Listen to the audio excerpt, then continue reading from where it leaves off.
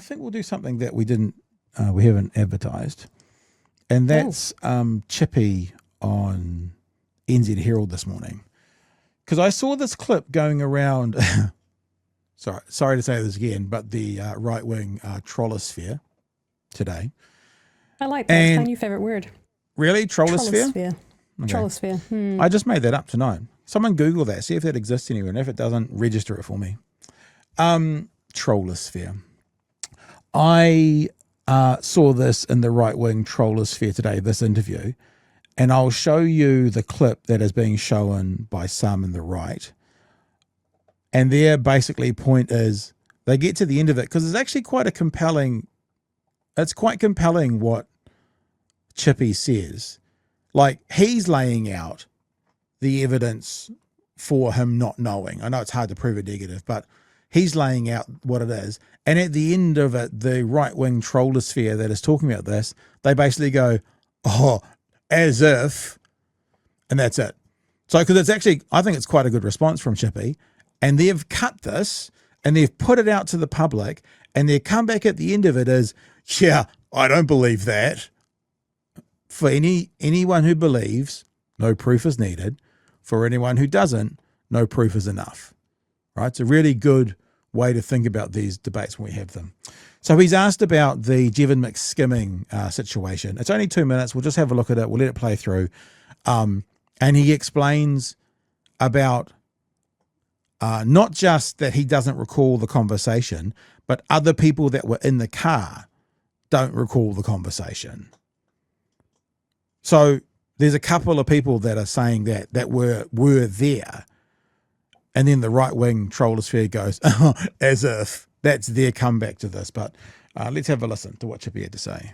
Let's just start by seeing if we can cover off this Jevon McSkimming timeline.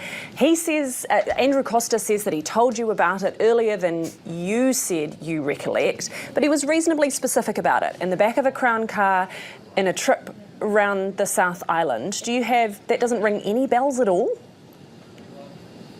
Well, I think there's clear details that are wrong there. That we weren't in a Crown car, we were in a police car, and there were other people in the car with us. I checked with my press secretary who was in the car with me just to see if there was anything that I had forgotten.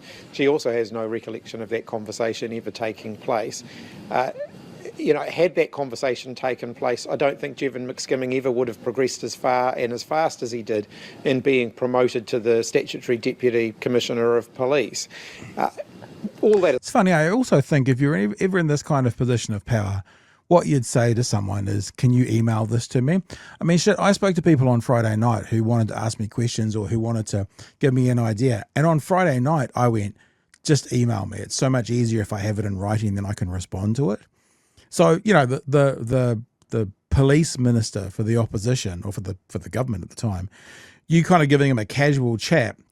I'm not saying they did this, but surely if you are in that position, you'd say to the person, yeah, can you put this in writing? Because I don't want to get to our destination and then forget a third of what you've just said.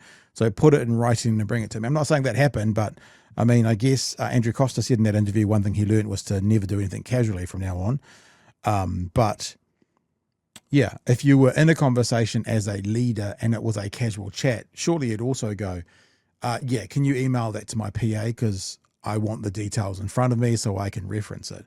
This is not a defense, by the way, of Chippy. This is me just thinking out loud going, if you were ever in that situation, that would be the smart thing to do, to have it sent to you in writing. Side, there's still an obligation on Andrew Costa to make sure it's being declared in the appointment process as well, and clearly he didn't do that. So I think there's multiple failings here. I've spent quite a lot of time over the weekend thinking about whether there was information that I had missed the significance of, and I'm adamant that conversation never happened. So he's lying?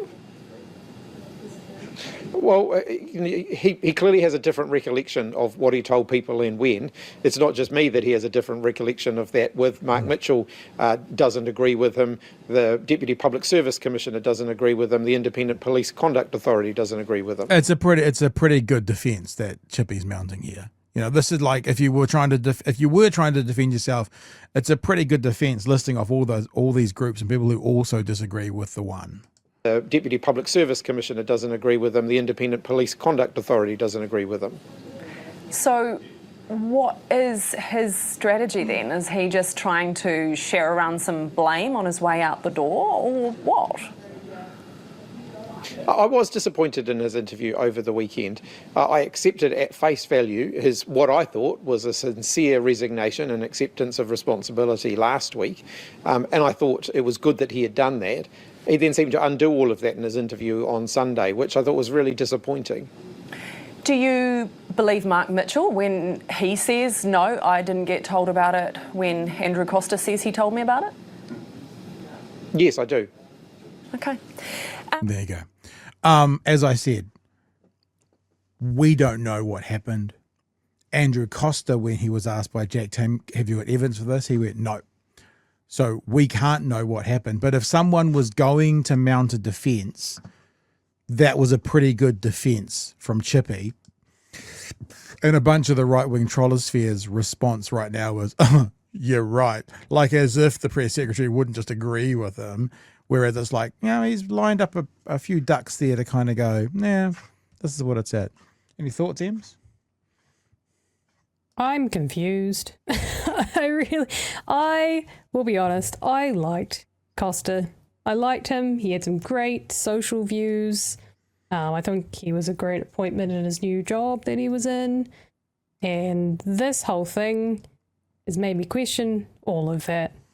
And politicians will be politicians. And if it wasn't in writing, it's an easy way to get out of it. And it's easy to, if one person's saying, I don't recall that because it would fuck up my career.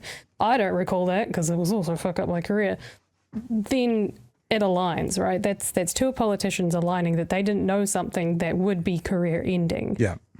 And a guy who's fronting and saying, yes, I knew about this. I didn't do the right thing and I fucked up. It's hard to know because you never know what someone's intentions are, and you never know what someone is really thinking and what's bullshitting the rest of us. But I just and he can't be like he can't fall any further from grace. So so that's a valid question. Why would he be doing this? It's not like all of a sudden he's going to convince people that Mark Mitchell had a place. Oh, okay, all is forgiven, Andrew Costa. You're okay. Come back to work then. So what is his rationale for lying? I see that as well. It's like, that's why I'm like, we can never know. We weren't there. It's a pretty good defense, but equally, what's the purpose? He's not going to be like, down at the restaurant in his local town the next day, and they're going to be, thumbs up because you were right. There's shame on him, and he's ruined his career, and this is not going to turn it around. So why is he saying these things? There doesn't seem to be a reason that will be a positive result for him for saying these things, because not even taking some of the blame off him. So, but yeah, Chewy said a similar thing about Costa during the interview. He started the interview really strong by basically saying, I was to blame. I was in charge. Even if I didn't know, I was still ultimately responsible for it, which I thought was a great way for any leader to speak. Luxon could learn a thing or two.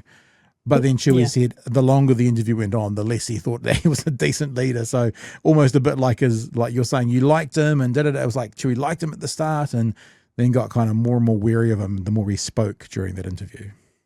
And that kind of also, there's history of that where men in power will come across as these great men, and there are things that come out that change that entirely. Like there is a history of that as well. So that is plausible that this is someone who did know, was covering their tracks, and is now trying to redeem themselves.